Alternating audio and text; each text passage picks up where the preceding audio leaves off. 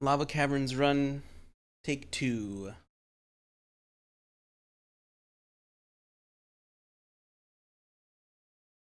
Kind of annoying that you have to fight the Valstrax in random locales every time. I really want to get the sandy plains, but you just have to keep killing it if you want that. Also, I should have paid attention to the map to see where the Valstrax is. It's my fault, I suppose. Not I suppose, it is my fault. I'm literally the one with the controller.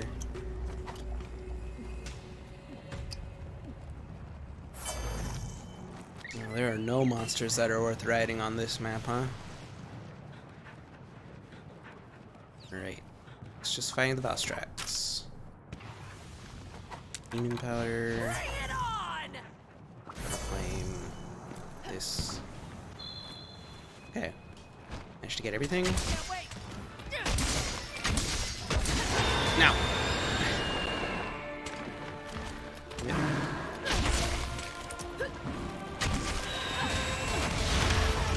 That was risky. That's gonna be a null berry, isn't it?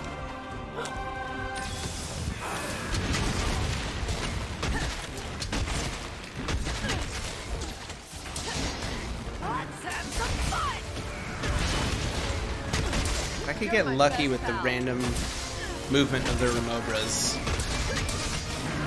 that would be excellent. Tail? Nope. How did I get the arm? Ooh, that was fantastic timing, actually.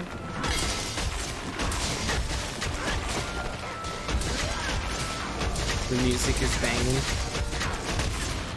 Atlas usually puts out some pretty great music for their games. I'd be surprised if Mega 10 somehow didn't have good music. I don't know what direction it's coming. There it is.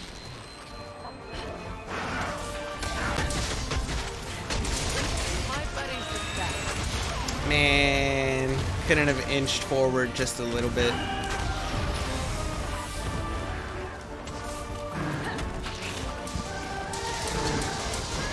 Oh man.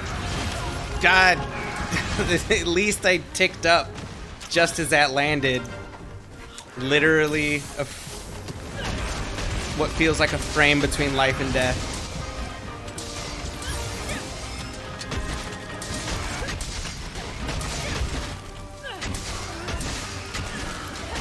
Not out of position for the chest again.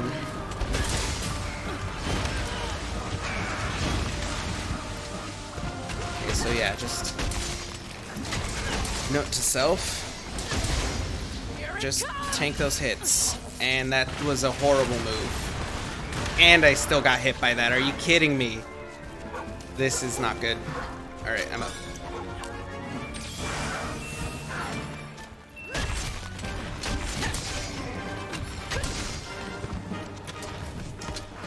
What are you fighting? Oh, the spider. Actually, okay.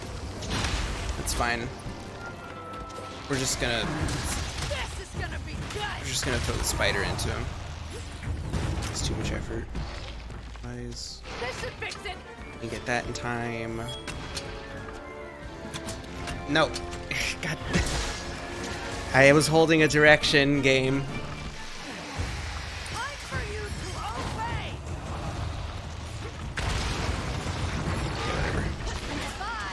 Whatever. Wanted to get more hits off, but we'll just look at it.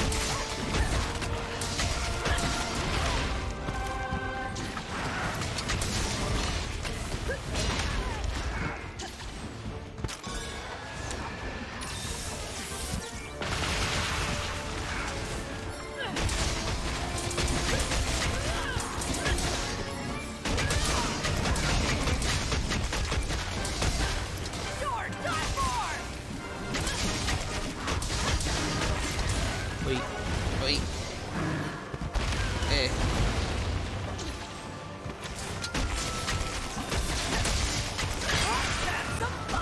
That was very close timing. That could have been way worse. And that ended up working out very well. So it gets better.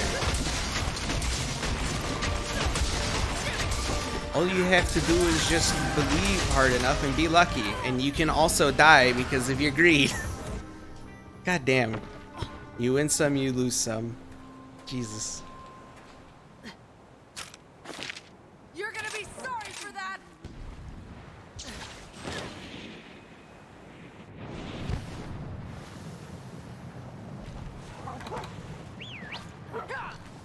Oh, and the bastard took off as soon as I got here. That's rude. This will be the fastest way. Am I farming Val? In a manner of speaking, yeah. I'm just trying to... What I'm really doing is getting practice in because I'm trying to get as quick of a time as I could get for this particular build on Valstrax.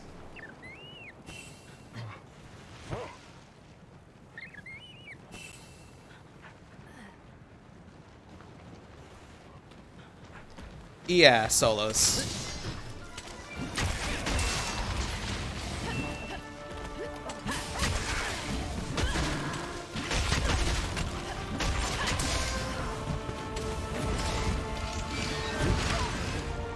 This build isn't, like, in particular, it's not particularly fast. It's pretty safe, so for online play. But normally I do solo hunts. What was that? How did you get stuck on the geometry? Get down here, you nerd. Goodness new!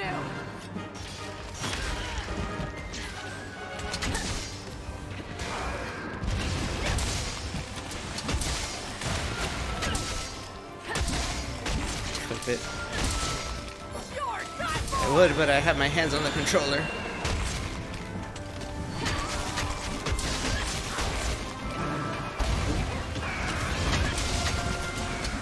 Wait. I was quite lucky.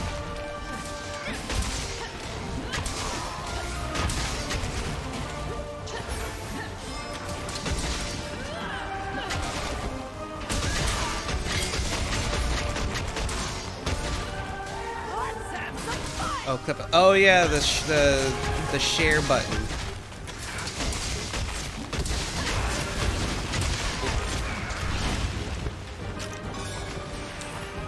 It's fine. I'm recording a VOD on a local recording. I'll get it from there, and it'll be higher quality. All right. What was that? 7:43. The fastest time today with this build. Not bad.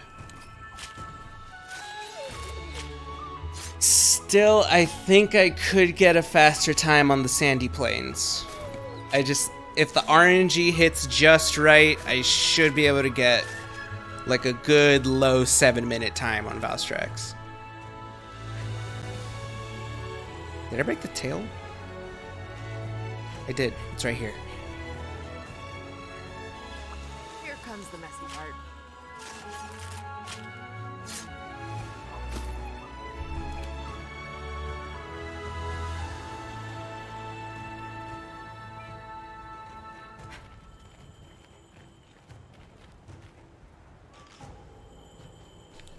Right, what was the final time? Do I have any questions on Val? Not particularly. I think I know, for the most part, what I need to do in general. 7:43:06. Nice. Hey there, and thanks for watching this episode of Going Fastish, the series where I do solo freestyle monster hunts, somewhat fast, or at least fast from a casual perspective. If all you want is the build, here it is on screen, sub like bell, and I'll see you next time.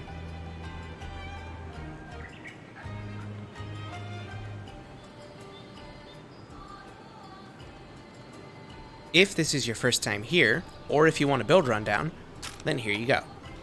For my weapon, I am using the fully upgraded Rampage Switch Axe, with the following Rampage skills: Attack Boost 4, Non-Elemental Boost, and Affinity Surge. I'm using Affinity Surge because it gets me to 100% Affinity when used alongside Weakness Exploit and the Rousing Roar Palico buff. To offset the damage loss from Affinity Surge, I opted for both non-elemental boost and attack boost. Previous versions of this build had Sharpness Type 2 instead of Attack Boost 4. However, with Bludgeoner, Green Sharpness is like a slightly weaker Blue Sharpness, so I opted for the slight damage boost from Blue Sharpness and Attack Boost, even if that means that the time that Bludgeoner is useful is effectively cut in half. The rest of the build is very cookie cutter, but that's because these pieces are so efficient that it's really difficult to make changes unless you have some godly charms. The helmet I'm using is the Almudron helmet, because it is a fantastic helmet for Switch Axe. With 2 points of Rapid Morph and 2 level 2 slots, you can easily max out Rapid Morph and add in an extra utility skill with the leftover slot. In this case, I've slotted in 1 point of Mind's Eye. For the chest, I'm using the Giratotus Mail, which is fantastic for Switch Axes, and Powerfile Switch Axes in particular. It has 2 points of Power Prolonger to make your amp state uptime as long as possible, and the point of Evade Extender helps a lot with your mobility. It also has 3 level 1 slots, which I'm using to max out Speed Sharpening. Please note, if you don't mind farming for Great Wetfish, you could slot in other skills like Windproof or Flinch Free instead. For my arms, I'm using the Tigrex braces, which are a must-have for Bludgeoner builds. This is because you can max out Bludgeoner by slotting in a blunt decoration into the level 3 slot that these gloves have. And you get a second point of Mind's Eye, so your hits don't clank off the monster. The last 2 pieces of armor are the most cookie cutter. You see these in so many builds: the Anjanath Coil and the Hunter's Greaves. Both pieces have 2 points of attack boost and 1 level 2 slot each, which makes them perfect for slotting in other skills, which in this case is Weakness Exploit and Critical Boost. The Hunter's Greaves also have 1 point of stun resistance, which can then be maxed out by slotting in 2 Steadfast Jewels into the Anjanath Coil's 2 level 1 slots. Not much to say about the Petal Ace. I'm using the Underworld Petal Ace for survivability. That's it, because you have to be alive in order to do damage. And now for the main reason why this build works at all, and why this build might be a little difficult for you to replicate. The talisman that I am using has a maxed out Wirebug Whisperer and 2 level 2 slots. The level 2 slots are perfect for maxing out Weakness Exploit, and maxed out Wirebug Whisperer is very useful, as it lets you have a 3rd Wirebug for longer and shortens the cooldown on switch skills, which helps you perform more Soaring Wyvern Blades, which helps get your amped state up as soon as possible, which means you do more damage. Alright, that's it for this video. Thanks for sticking by until the end, and I'll see you next time on Going Fastish.